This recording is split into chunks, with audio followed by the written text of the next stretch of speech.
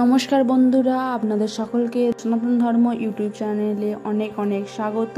তো আজকে আলোচনা করব মঙ্গলবার হনুমান চালিসা আমরা সনাতনীরা কেন পাঠ করব, এর পেছনে আধ্যাত্মিক তথা ধর্মীয় কারণগুলি সম্পর্কে বিস্তারিতভাবে আলোচনা করব। তো ভিডিওটি শেষ পর্যন্ত দেখার অনুরোধ রইল। চলুন ভিডিওটি বেশি দেরি না করে শুরু করা যাক।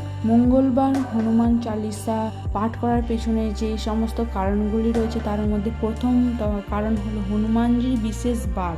মঙ্গলবার হলো হনুমানজির উপাসনার জন্য বিশেষ গুরুত্বপূর্ণ বার হিসেবে বিবেচনা করা হয়ে থাকে। শাস্ত্র মতে মঙ্গলবার হচ্ছে ভগবান হনুমানজির প্রিয় বার। ওই দিন তার পূজা, স্তব ও চালিসা পাঠ করলে তিনি বিশেষ কৃপা করেন বলে বিশ্বাস করা হয়।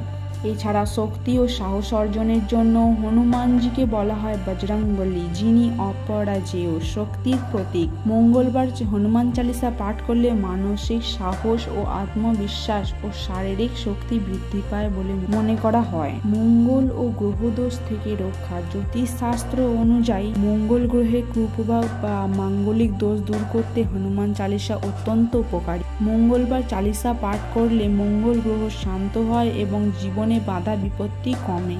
ভয়, শত্রু, অশুভ শক্তির থেকে রক্ষা। হনুমান চালিসা পাঠ করলে শত্রুর ভয়, ভয়ঙ্কর স্বপ্ন, অশুভ প্রভাব, ভূত প্রেত বা নেতিবাচক শক্তির হাত থেকে রক্ষা পাওয়া যায়। বিশেষ করে মঙ্গলবার পাঠ করলে এই ফল আরো বেশি হয়ে থাকে। সেই কারণে মঙ্গলবার হনুমানজির প্রিয় বার হওয়ার কারণে ওনার কাছে আরো বেশি করে আমাদের মানসিক শান্তি ও একাগ্রতা, যারা মানসিক চাপ, দুশ্চিন্তা বা উদ্বেগে ভুগছেন তাদের জন্য হনুমান চালিসা এক ধরনের মেডিটেশন স্বরূপ। মঙ্গলবার নিয়মিত পাঠ করলে মন শান্ত ও চিন্তা ভাবনা পরিষ্কার হয়। হনুমানজির প্রিয় বার মঙ্গলবার, তো আগামীকাল মঙ্গলবার আপনারা অবশ্যই হনুমান চালিসা গৃহে পাঠ করবেন। আমি একটি হনুমান চালিসার ফুল ভিডিও দিয়ে রেখেছি, এই ভিডিওটির শেষে ওই ভিডিওটি গিয়ে দেখে আসতে পারেন। আর এই ভিডিওটি যদি ভালো লেগে থাকে লাইক, শেয়ার, সাবস্ক্রাইব করে দেবেন।